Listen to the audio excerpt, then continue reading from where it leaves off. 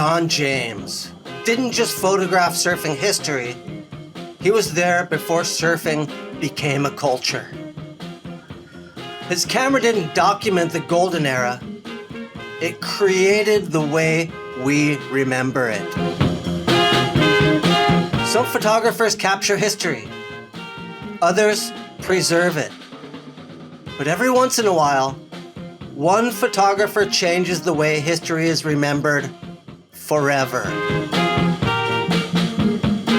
Before the surf industry, before surfing was a sport, before surfing gained popularity, one man was quietly standing behind a camera, innocently curating all that would come without even knowing it.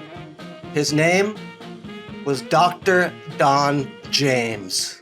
We used to hope there'd be somebody out there to go surfing. You know, there was nobody there. It was just, and we used to sometimes leave our boards behind a sand dune and come back up and get it, and just it'd be there the next week. Nobody ever would steal a board. You know, just a different era.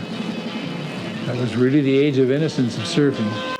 So that's my old car. That was my first surfing car. It was a 1925 Hudson that I bought from my uncle for $25. And we used to take it to San Onofre. It would take all day to get there from Santa Monica.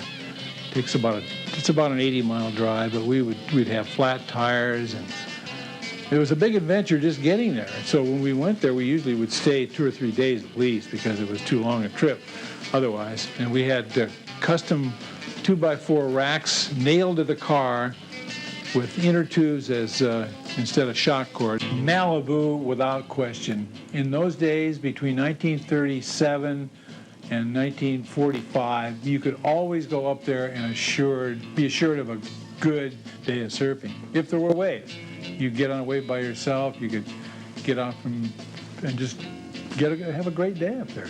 You know, from the third point on. Palos Verdes was good in the winter, and San Onofre. San Onofre was probably mostly in a summer spot, south swells. We really didn't know too much about where south swells came from in those days, like they do today. It wasn't the science that it is today, but we knew it. South swells came in the summer from the storms down in Mexico, and then in the winter they came from the north. That's all we knew. You know, so winter spots were Palos Verdes and Long Beach, maybe the flood control. In the summer was Malibu and San Onofre.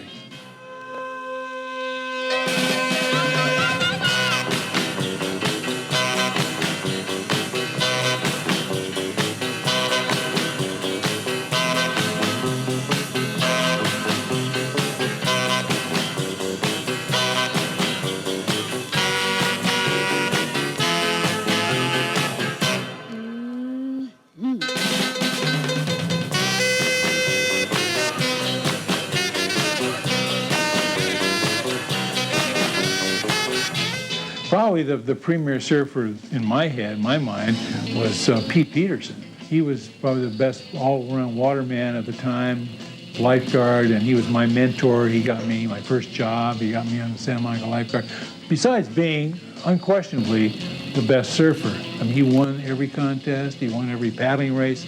Some of his races, he paddled the Catalina. Some of those records still held for years after that.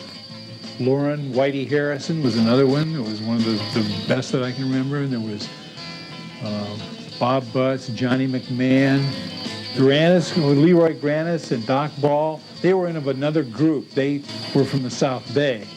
And there was Hoppy Swartz, was also one of the top guys from the Palos Verdes Surfing Club. Those are names that come to mind. There was Thule Clark. He was also a top surfer from that group.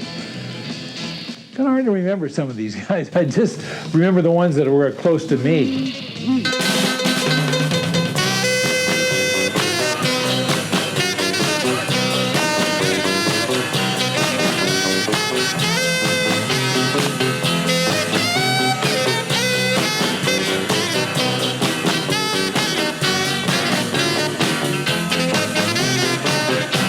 Oh. Just a little